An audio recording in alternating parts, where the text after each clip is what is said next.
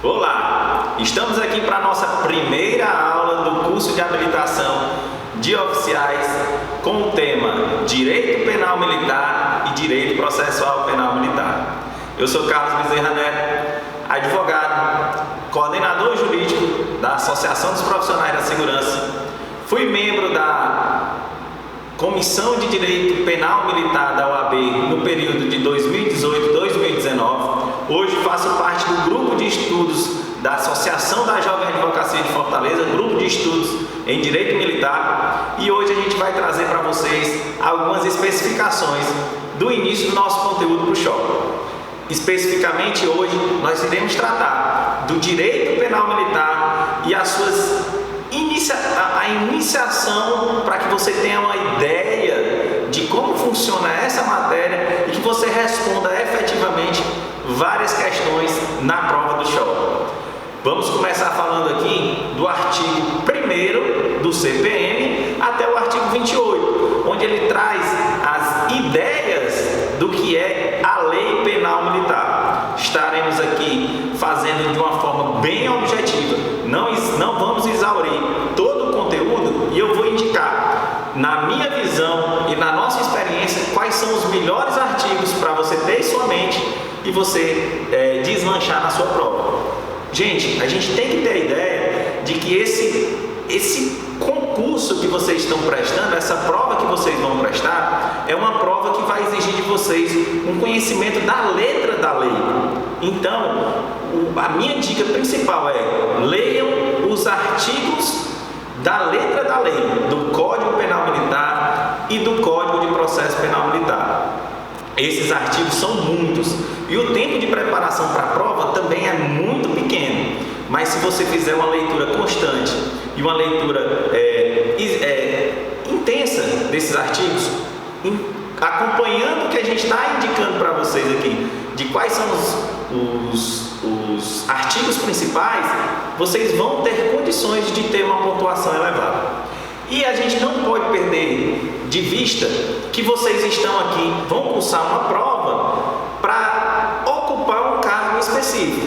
Esse cargo específico, vocês saindo da graduação de subtenente da Polícia Militar para o cargo de segundo tenente da Polícia Militar, vocês estarão assumindo funções distintas, as funções de competência realmente do oficial da Polícia Militar, da Força Auxiliar de Segurança, tá certo? Então, o cargo que vocês estão almejando, ele traz algumas peculiaridades e as principais são as de assunção de procedimentos militares ou procedimentos disciplinares, certo? Então vocês têm que ter sempre isso na sua cabeça. Sem mais delongas, nós vamos começar no conteúdo, lembrando que vocês têm que entender que essa preparação é uma preparação para que vocês consigam fazer os procedimentos que vão ser cobrados a vocês quando vocês assumirem, se Deus quiser, o posto de tenente da Polícia Militar. Então vamos começar.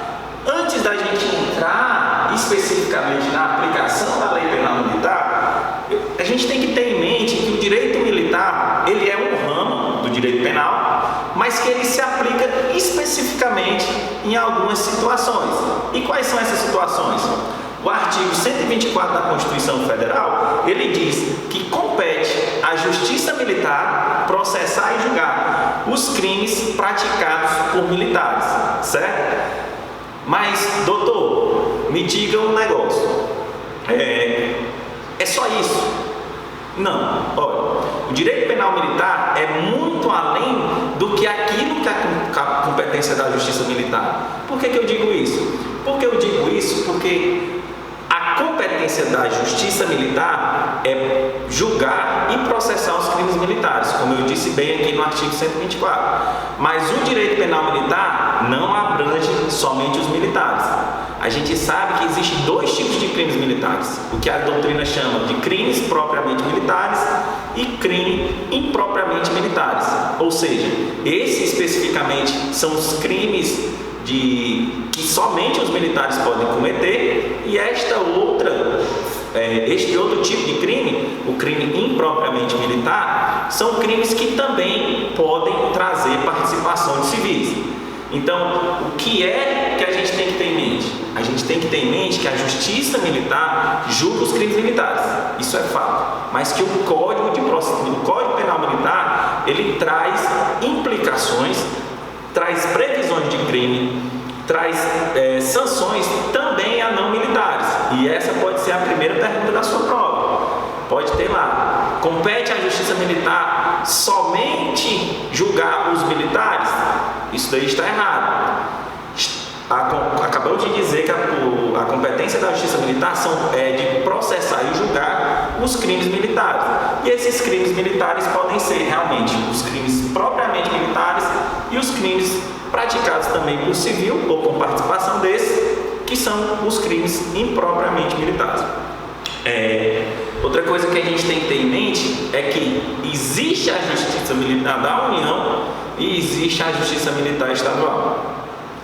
E tomando aqui parte já do prosseguimento, que seria aqui a questão do processo penal militar, a gente tem que fazer, antes de entrar na questão do estudo do direito penal militar, essa diferença. Nós estamos aqui pleiteando um cargo na Polícia Militar. A Polícia Militar não é Forças Armadas. Não pertence à competência da Justiça ao policial militar, da Justiça Militar da União. Então, algumas coisas vão ser estabelecidas para quem é das Forças Armadas e outras coisas para quem é das Forças de Segurança, né? Da Polícia Militar, dos Bombeiros Militares dos Estados e do Distrito Federal. Então, assim, o que é que eu posso trazer para vocês aqui de primeira distinção?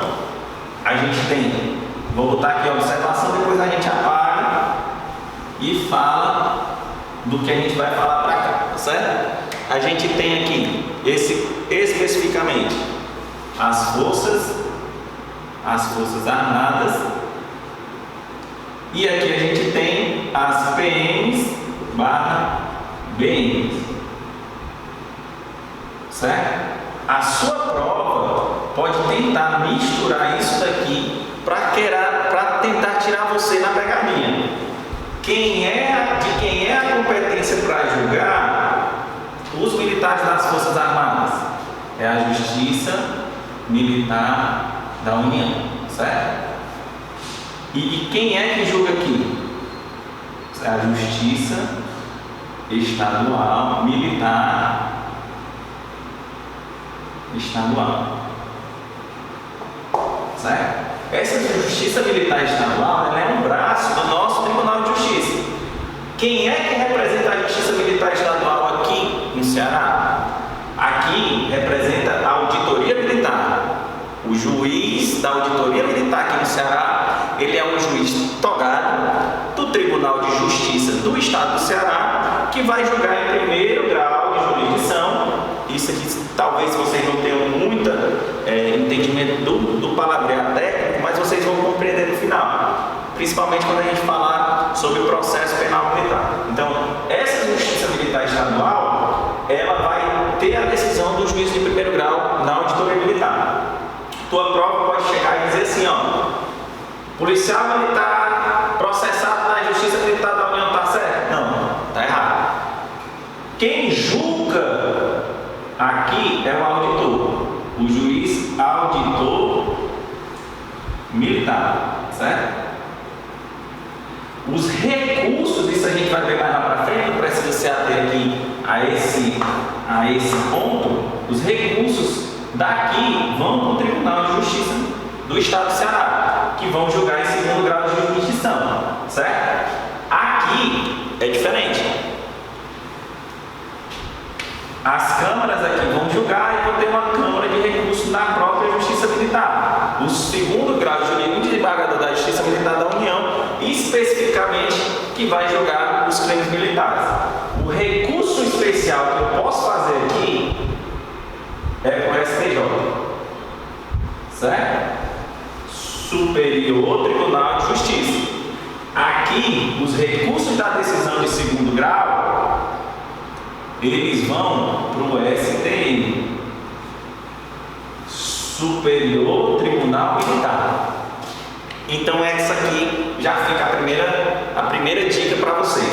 Se tiver lá na sua prova uma diferenciação de policiais militares e agentes das Forças Armadas, uma distinção é essa, e vai fazer sentido quando a gente chegar no ponto lá do processo penal militar. Guardem a informação, porque a nossa aula hoje é de direito penal militar, tá certo?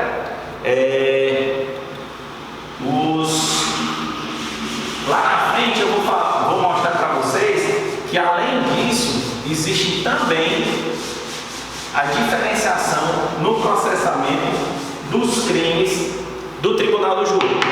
A gente vai ver no artigo 9º, quando a gente chegar, essa vai ser a primeira parte até o artigo 18. A próxima aula a gente vai tratar do artigo 9º em diante. Essa aqui é a primeira parte, é uma parte ela é bem doutrinária, e essa partir do artigo 9º a gente vai ter mais coisas técnicas, certo? Então eu vou dizer aqui para vocês que o artigo, anotem aí, o artigo 9º, o artigo 10 do CPM são artigos que com certeza vão estar na sua prova. Eles vão tratar ali do que são crimes militares em tempo de paz e vão tratar ali das sistemáticas do Tribunal do Júri, aquelas exceções que a lei de 2017 que alterou o Código Penal Militar trouxe para os militares das Forças Armadas. Os militares estaduais em crimes dolosos contra a vida não vão responder na justiça militar, seja ela da União ou seja ela dos estados, mas eu já disse que policial militar só na justiça dos estados, certo? Nas auditorias militares dos estados. Então não vai ter nenhum caso em que um homicídio doloso seja julgado na justiça militar do estado, tá bom? Então a gente vai agora para a questão aqui do nossa temática da aula. Eu sei que eu enrolei um pouco para a gente entrar no conteúdo específico, mas isso era necessário para que você fizesse um juízo de cognição, de saber que a justiça militar, apesar de julgar os crimes militares, não pode julgar, na verdade, não julga somente militares, julga sim os civis que cometem os crimes impropriamente militares. A Justiça Militar da União, certo? A Justiça Militar dos estados, né? As auditorias militares não vão julgar civis, tá bom? Ficou a dica? Então vamos repetir. A Justiça Militar da União pode sim julgar civis que cometem crimes impropriamente militares, que tenha participado do crime militar ou que tenha praticado realmente um tipo militar ali que está previsto no CPM. A Justiça Militar do Estado julga apenas os militares estaduais, polícias militares e bombeiros militares do Estado. Aqui no Ceará temos aí alguns tribunais de justiça militares estaduais que são outras coisas que a gente não precisa comentar aqui, mas por exemplo, se a gente fosse aprofundar, o Estado de São Paulo tem um Tribunal de Justiça Militar estadual, né, mas é uma organização do Tribunal de Justiça do Estado, não é uma organização da Justiça Militar, tá bom? Então, Policial Militar, Justiça Estadual, Justiça Militar Estadual. Essa Justiça Militar Estadual não vai julgar civil, tá bom? Fechado? Vamos passar para cá. Bem, senhores, a gente vai iniciar o estudo da aplicação da Lei Penal Militar. E assim como no Código Penal, e antes disso eu vou fazer um adendo com vocês. Vamos fazer aqui um combinado, tá certo? O direito penal militar, como eu disse, é um ramo, né? É um braço ali do direito penal. Então, alguns princípios utilizados no direito penal, eles são aplicáveis diretamente ao penal militar. Contudo, existem algumas diferenças e eu acredito que na sua prova, assim como provas que a gente já lecionou para a Polícia do Distrito Federal, que cobra esse conteúdo para o soldado entrar, né? Algumas questões do CFO, que tem aí alguém que pede alguns auxílios para a gente, do CFO, curso de formação dos policiais militares, aulões diversas que a gente já participou por aí. Então, existem diferenciações do direito penal que não vão diretamente aqui ser incluídas no direito penal militar. Para você ter uma ideia, eu costumo dizer isso, eu fui militar por 9 anos na Polícia Militar, o último batalhão que eu pertenci foi a Cavalaria, e a gente sempre brincava quando a gente estava lá na polícia que para o militar tudo é pior, né? Isso a gente vai ter uma constatação aqui no nosso estudo que realmente muita coisa é pior, tá certo? A gente vê crimes aqui no Código Penal Militar como crimes de insubordinação, né? O crime de crítica, né? O crime de crítica. Existe crime de crítica que você não pode, o militar, ele não pode falar se não tiver autorização, né? Outra coisa que a gente tem, a gente tem várias nuances que o militar a gente vê um asseveramento maior da legislação contra ele. Isso quer dizer que é ilegal, que não é? Não, isso quer dizer que existe um regramento diferenciado para aquele profissional, e esse profissional realmente ele tem uma obrigação maior, né, de zelar ali pelo seu dever, enfim. E você, subtenente, que vai passar nessa prova que a gente está passando aqui os bizus para você vai ter que ter em mente que você vai muitas vezes presidir essas questões, né, esses procedimentos. Então vamos lá. A aplicação da lei penal é a primeira parte do Código Penal Militar. A gente vai do artigo 1º ao artigo 28 do CPM, certo? Código Penal Militar. O primeiro princípio, assim como no direito penal, é o princípio da reserva legal.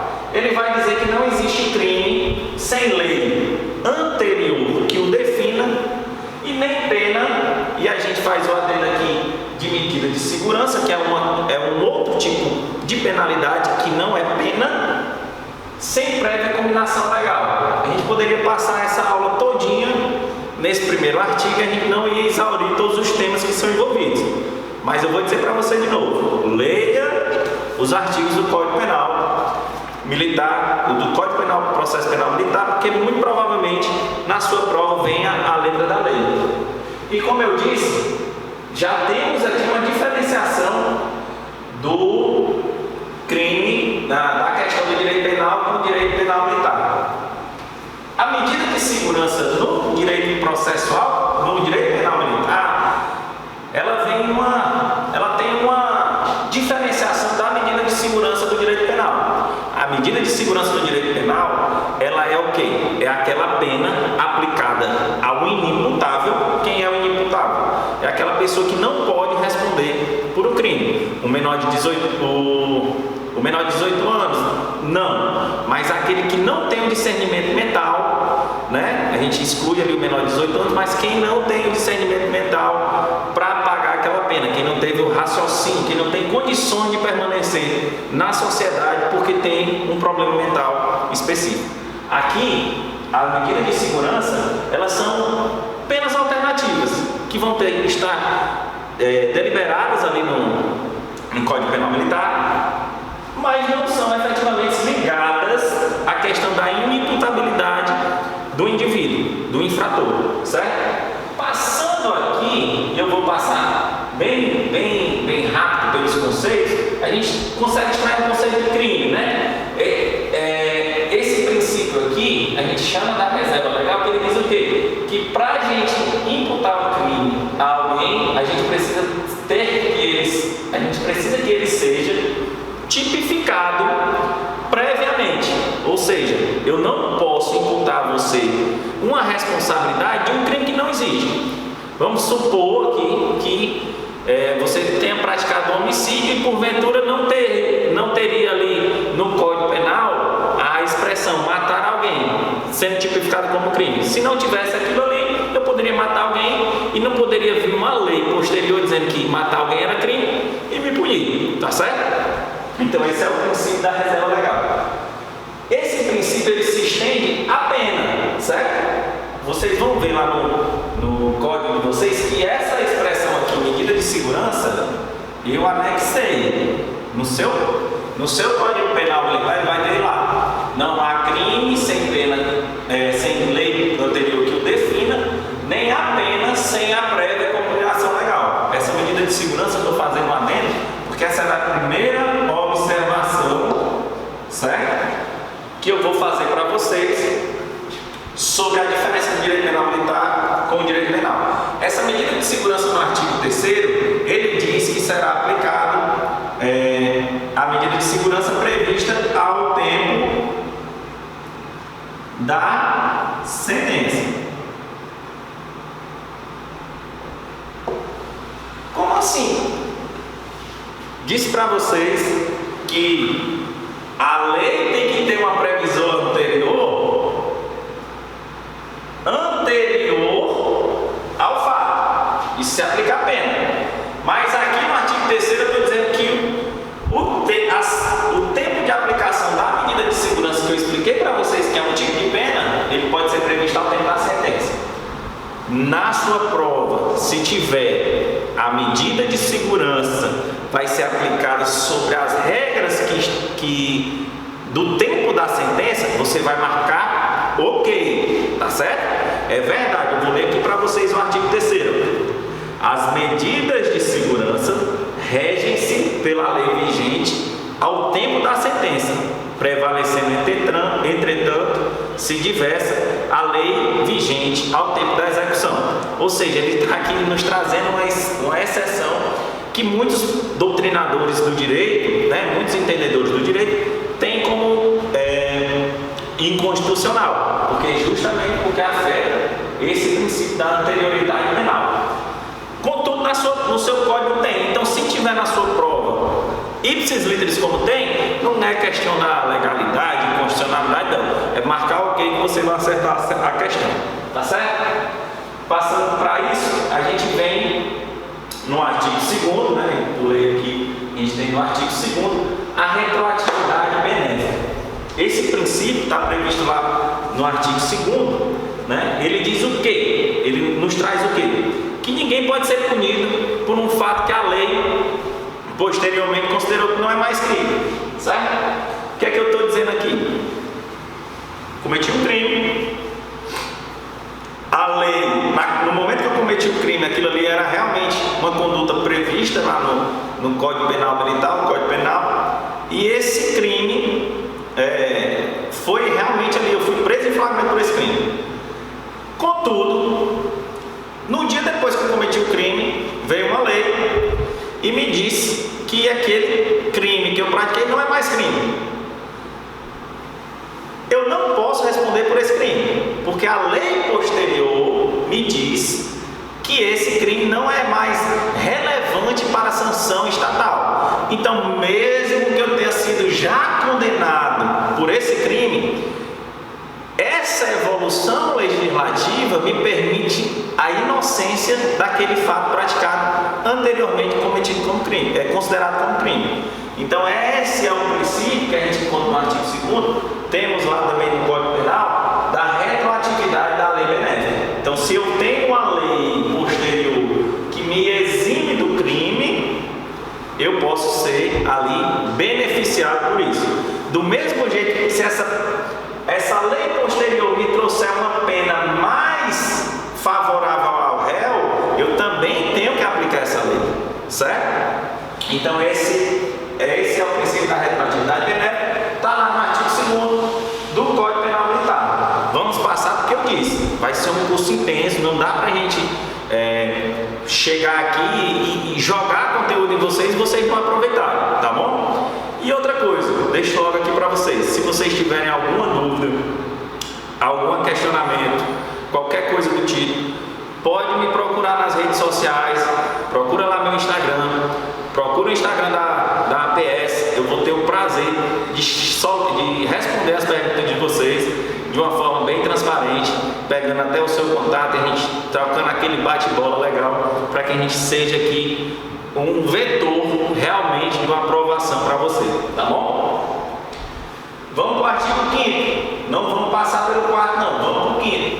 Galera, tempo do crime.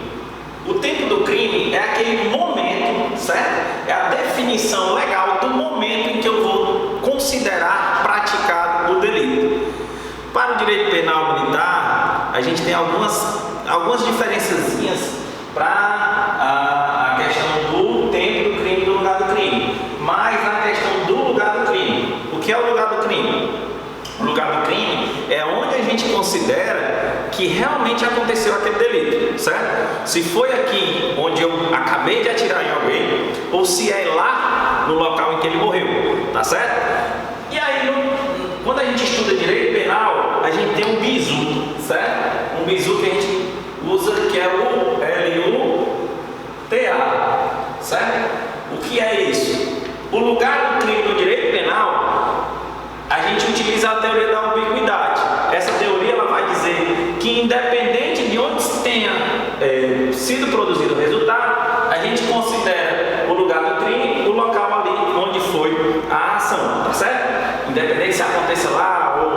algum outro canto. O tempo do crime, a gente tem a teoria da ação, que é o momento em que você praticou a conduta, tá certo?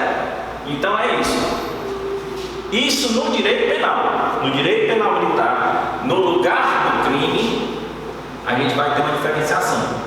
Porque ele vai dizer pra gente que vai existir uma diferença do crime comissivo, que é aqueles crimes de ação, tá certo? E o crime omissivo, que é o crime de omissão, obviamente, certo? Então, essa diferenciação vai ocorrer no lugar do crime. Ora, a gente vai utilizar no crime comissivo a mesma teoria do lugar do crime, que é a teoria da ambiguidade. Ora, a gente vai utilizar a teoria da ação, tá certo?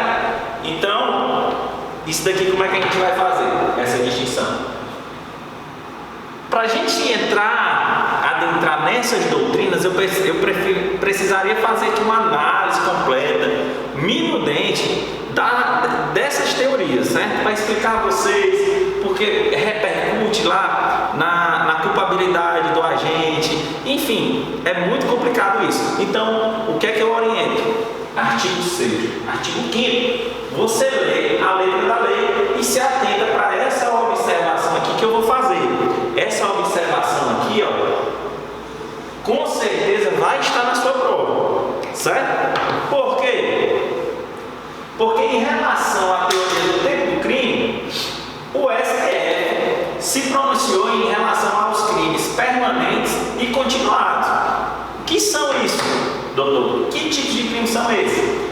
Os crimes permanentes são aqueles crimes que se protraem no tempo. Um exemplo bem claro, vou utilizar o direito penal, é a extorsão mediante sequestro, certo? Você está lá, você pega a pessoa, bota dentro do seu carro, você faz todo aquele métier de sequestrar a pessoa, extorquí-lo, e enquanto aquela pessoa está no cativeiro e aquele crime não é cessado, nós estamos em consumação permanente, tá certo? O crime continuado é aquele crime que as condutas sucessivas dão a ideia de continuidade e que esse indivíduo está cometendo sucessões de crimes, só que todos decorrentes um do outro. Então, em todos os dois, tem uma ideia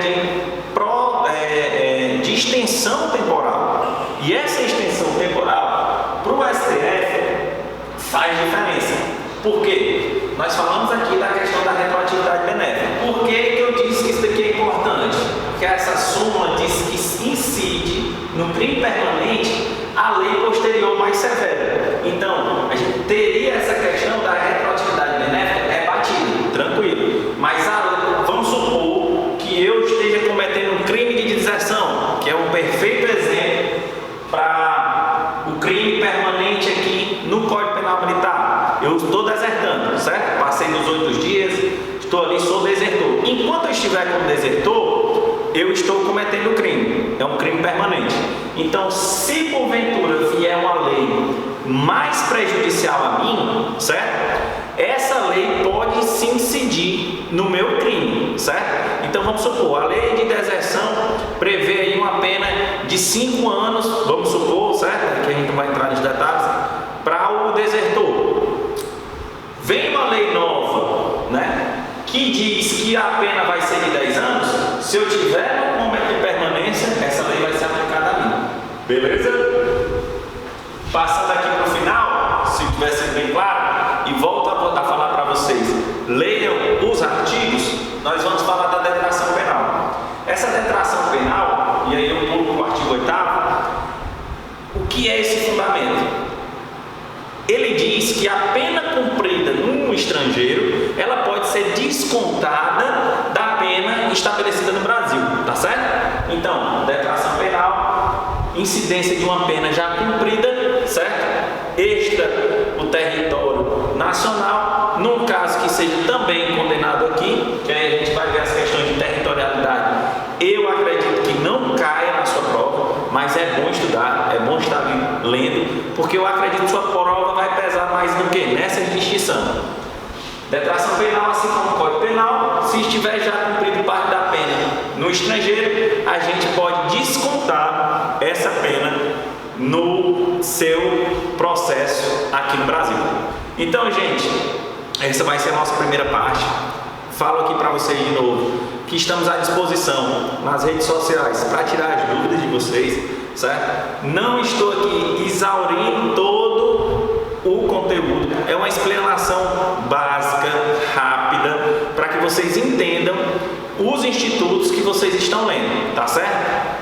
Grande abraço e até a próxima aula.